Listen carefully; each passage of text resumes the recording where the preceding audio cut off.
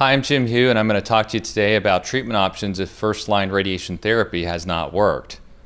So, looking at the objectives again, we'll look at what nationally, what are the population-based observational treatments that are happening, and then we'll also look at the toxicity, the specific treatment characteristics of these three options that we'll discuss. We'll also talk about an office-based approach for both primary and in this case a salvage treatment for prostate cancer. And then again, we'll compare the differences of each of these different approaches. So when we look at the likelihood of being diagnosed with prostate cancer and treatment, you can see that for a lot of men these days, surgery remains the primary treatment option in the middle there for what we term intermediate risk disease as well as high risk disease, although there is a significant amount of men who get radiation for high risk disease. And so really the upfront treatment choice also dictates the likelihood of success in terms of risk stratification. In other words, men who started off being high risk before their first treatment are going to remain high risk for the likelihood of their second treatment not working. Recently there was talk about the cyberknife modality, or what's called SBRT, stereotactic body radiotherapy.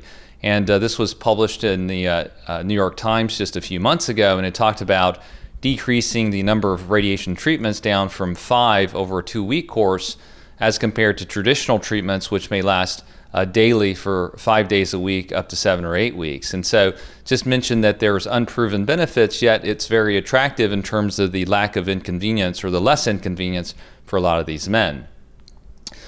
Just as one of the cautionary tales that I'll mention to people that about differences in treatment options, this is from the American Urological Association practices for following prostate cancer treatment, and you can see here that PSA is really used to follow men regardless of what the first choice is, and there is a big difference here. Post-surgery, if we remove all of the prostate and the prostate cancer, both of which produce PSA, then the PSA is undetectable. However, you'll see in the middle, post-radiation therapy, if someone has a PSA difference of between their nadir value, or the lowest PSA achieved after radiation, and add an absolute value of 2 of that to that, that's defined as recurrence through the old Phoenix criteria. And there's also a ASTRO criteria, American Society of Therapeutic Radiation Oncologists, that defines treatment failure as 3 successive rises over the nadir or the lowest PSA value. So off the bat, from those differences in definitions, one can gather that radiation is not going to kill all the cells within the prostate. And that then becomes a little problematic in terms of defining when treatment recurrence has occurred. I'm going to point to a paper actually done with our neighbors across the street at Memorial Sloan Kettering, where they looked at a relatively new form of, a traditional form of radiation therapy, 3D conformal, in contrast to what I showed you earlier, the SBRT, and they looked at some of the outcomes based on how low the PSA got. And so this just then looked at some of the toxicities of treatment, meaning the side effects of radiation therapy, and you can see that they're primarily urinary or rectal. The type 1 toxicities are usually self-limited and don't require treatment. Type 2 may require some medical therapy, and type 3 may require procedural intervention. And you can see overall, upwards of 20 to 23% of patients will have experienced some sort of urinary or rectal toxicity after radiation therapy. What that is for the newer forms of therapy, SBRT, CyberKnife, remains to be seen. However, what I'm trying to point out here is that these side effects are also going to continue when one has a salvage treatment. So then they'll be at the baseline existing, and some of these may become worse with an additional treatment for prostate cancer. This is what I spoke about earlier. Looking at the nadir value, or the lowest PSA that occurs after radiation therapy, you can see that if someone nadired at less than 0.1 here and their PSA was not rising, the likelihood of finding cancer was about 7%. But this also points out the fact that regardless of whether your PSA is low or not, there's some men that harbor cancer that still is not eradicated or killed by the radiation therapy. In contrast, if someone whose nadir PSA value was less than 0.1 had a rising PSA, the chances that a biopsy found cancer was about 52%. Now, if one's nadir was greater than 1% without a rising PSA, you can see that, again, using 3D conformal radiation therapy, that a biopsy would reveal cancer in 42% of cases, whereas if the PSA was rising and the nadir was greater than 1, then the likelihood of finding cancer was 65%. And it's important to realize a biopsy, just like one was diagnosed the first time, may miss some cancers just due to sampling error, so that caveat has to be kept in mind here. So then when we look at the patterns of care, and this is a nationally representative tumor registry in the United States that comes from Capture, we look at comparisons of men who failed radiation therapy versus those who failed surgery. And again, PSA is going to be rising in both instances. And you can see here in the first column of primary radiotherapy, radical prostatectomy rather, the 620 men from this nationally representative database that underwent radical prostatectomy, about 60% of them went straight to hormone therapy, meaning that's to slow down the cancer, is not curative, and we know hormone therapy in and of itself has significant side effects.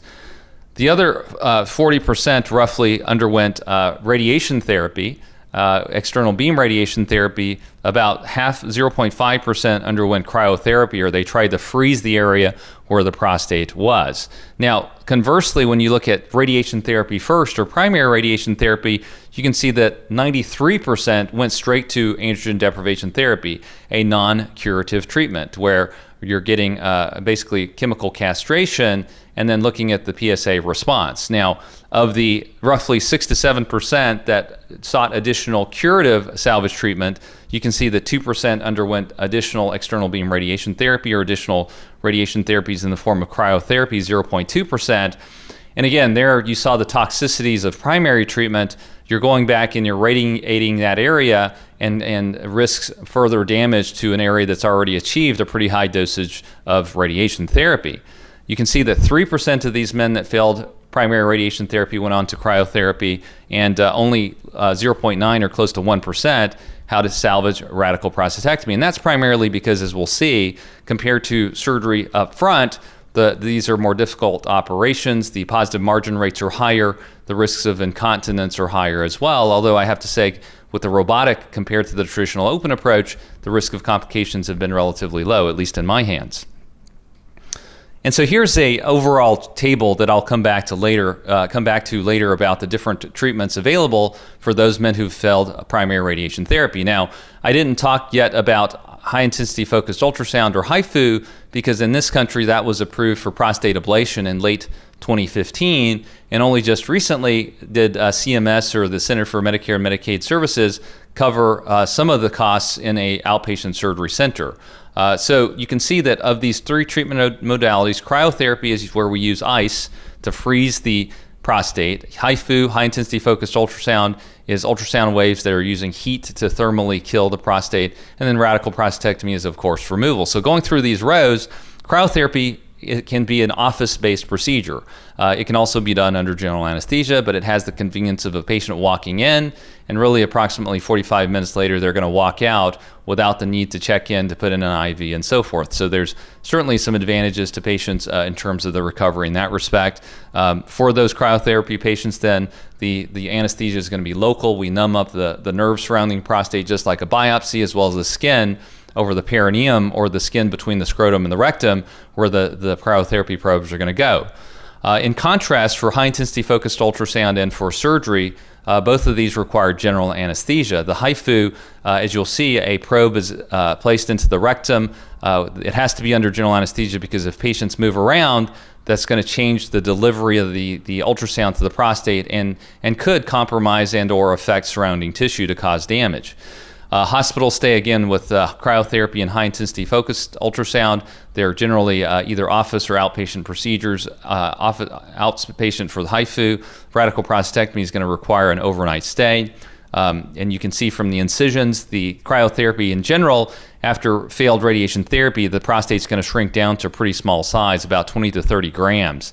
And therefore, with the cryotherapy, that's only going to require typically 3, at least 4 cryotherapy needles to be placed through the skin. And again, that skin is numbed up to reach the prostate. We'll see a schematic of that later.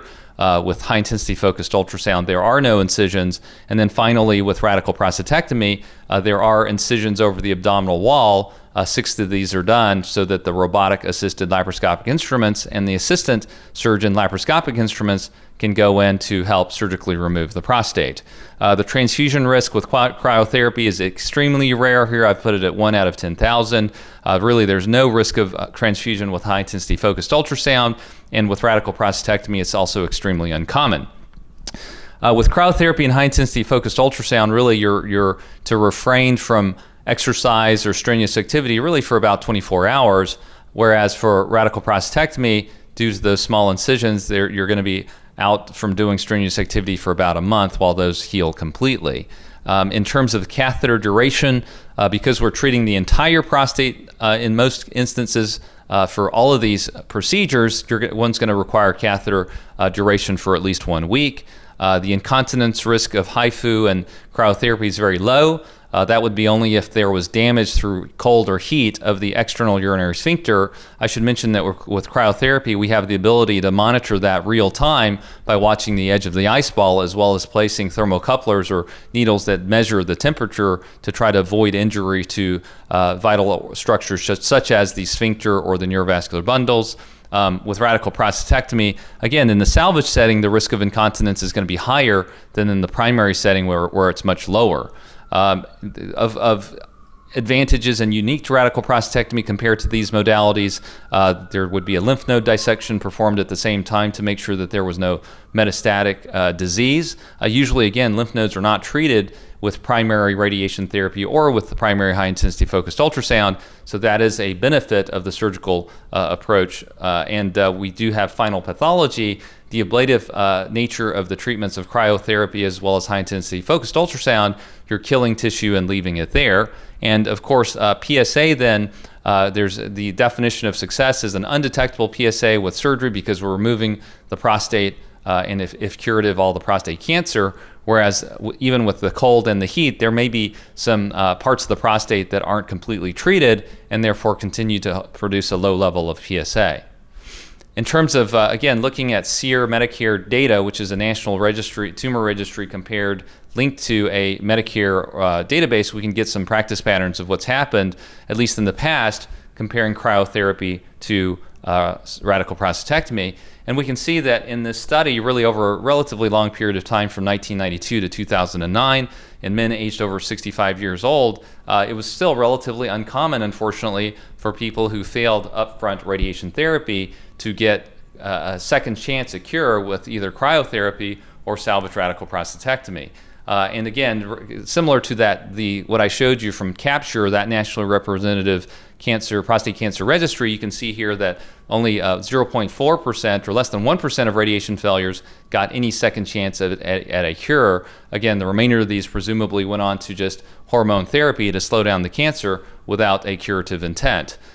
You can see that the median time from the primary radiation therapy to either salvage cryotherapy or salvage radical prostatectomy was about 55.8 months versus 38.7 months. So again, one of the challenges with radiation, as we saw up front, is that it may take some time, for that PSA to nadir and then subsequently rise, leading to a prostate biopsy that in and of itself, first one may be negative due to sampling error, and B is that time that goes by here, somewhere between 3 to a little bit over 4 years, could result in prostate cancer progression that may be undetected or with a very low PSA. In terms of what Medicare paid, of course, the surgery was much more expensive than cryotherapy, and of course that cost is going to be lower if that's going to go to the office setting. Now, there was a nice review article of which I was a co-author in the European Journal of Urology with other experts in prostate cancer, and we did a review article on what the outcomes after salvage radical prostatectomy appear to be. This demonstrates the methods that we underwent. We really identified over 600 papers that have been written about salvage radical prostatectomy, went through a very rigorous process, and then included 40 studies that really had good follow-up as well as very refined methodology. And here you can see some of these studies here. They range all the way from 1991 back to 2011. The sample size for these salvage radical prostatectomy series range anywhere from 11 patients up until 404 patients. You can see that the follow-up here, maximal follow-up was about 70 months.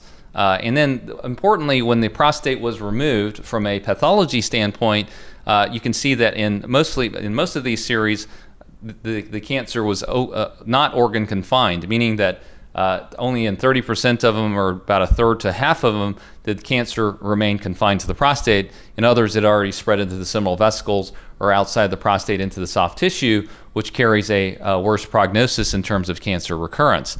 The positive margin rate here is also higher compared to, say, upfront surgery, where the positive margin rate for radical prostatectomy may be 10 to 20%.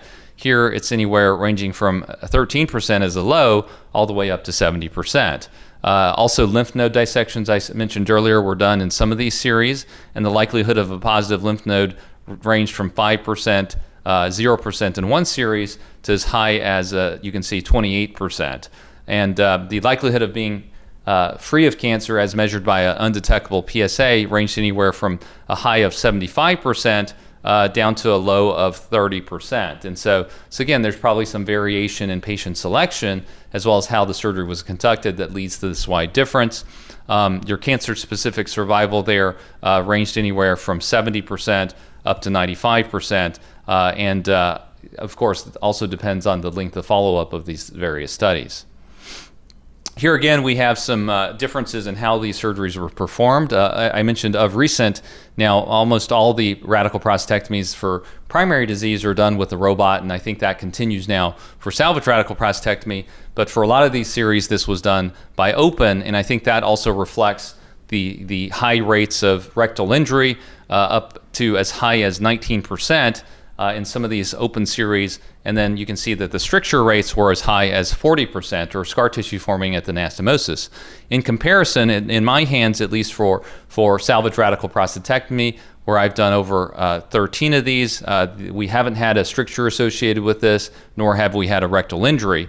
You can see that the likelihood of a complication in these series was as high as 1 out of 3, and transfusion rates of 43%. But I would again mention that that's more characteristic of an open versus a robotic approach, in which the transfusion rate is much lower.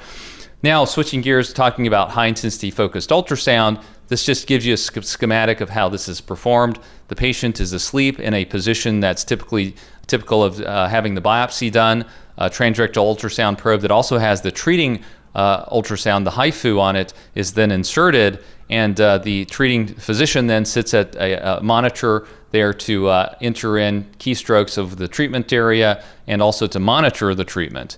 And we actually just conducted a systematic review looking at high-intensity focused ultrasound in the primary setting as well as in the salvage setting. And in this review, we found actually 2 of these studies looked at partial gland ablation for salvage HIFU, which in theory has less morbidity or toxicity than if you were to treat the entire prostate. But this just demonstrates that there's relatively limited experience with this. The first study going back to 2012, you can see that the length of follow-up is relatively low. And this leads then to the public health need of defining what high-intensity focused ultrasound outcomes are. And we are actually working closely with the Food and Drug Administration. We've had several conference calls and meetings with them so that we are integrally a part of a registry or device registry, which is going to track outcomes of focal therapies or ablation technologies to treat prostate cancer either in the primary or the secondary setting. And I think this just is a way to do this and evaluate the technology in a very responsible way. This then moves on to the cryotherapy approach. This just gives you a schematic of how it's done. A ultrasound is conducted, again, a transrectal ultrasound inserted into the prostate. There's a grid, and you'll see the need for that grid that then overlays onto that ultrasound. We have the ability to fuse the MRI and superimpose it onto the ultrasound so that we have greater accuracy in the placement of these cryotherapy probe needles. The ultrasound then is also used for real-time monitoring of the ice ball. The edge of the ice ball is followed very carefully to avoid vital structures like the sphincter to decrease the risk of incontinence, the rectum to decrease rectal injury. Again, that differs a little bit from high-intensity focused ultrasound, where there is no way currently in the ambulatory surgery center to monitor the ablation, zone of ablation. And so this then gets to the probe in the ultrasound probe in the rectum that then guides the placement of these cryotherapy probes, these needles that will form an ice ball on the tip. And there's different size needles that form different size ice balls so that we can cover either part of the gland or the entire gland. So again, I wanted to conclude with this going back to the table of the differences between these three treatment approaches. I think it's important as a physician to be skilled at all of these approaches, and otherwise if you only do one, then you're more likely to try to talk your patients out of the other two. And so I always try to give patients a very objective, even-handed conversation and then let them guide which way they're going to go. Having experience with these different treatment options, I can tell you that certainly with salvage radical prostatectomy, that has the longest learning curve to master this operation. The operative times are typically less than 3 hours. Again, most men are going to stay overnight, go home the next day. The high-intensity focused ultrasound, and cryotherapy, the learning curves are not that long. They're 25 to 30 cases. I think there's still nuances that are picked up, of course, with more experience. However, because these involve computer assistance to monitor and or plan your treatment in terms of HIFU, and then B, in terms of cryotherapy, urologists have a tremendous amount of experience already sticking needles into the prostate vis-a-vis a prostate needle biopsy, and therefore monitoring the ice ball adds only a small increment in terms of how that's conducted. So if there's any other questions or concerns, feel free to reach out to me directly via the Weill Cornell Connect or email. I know this is a challenging area and a challenging condition, but I think that as these technologies evolve, it offers patients an opportunity to try to get another cure, whereas we've seen traditionally less than 3 to 4% of these patients had the chance to try to cure an already significant cancer that failed after radiation therapy. Thanks for your attention.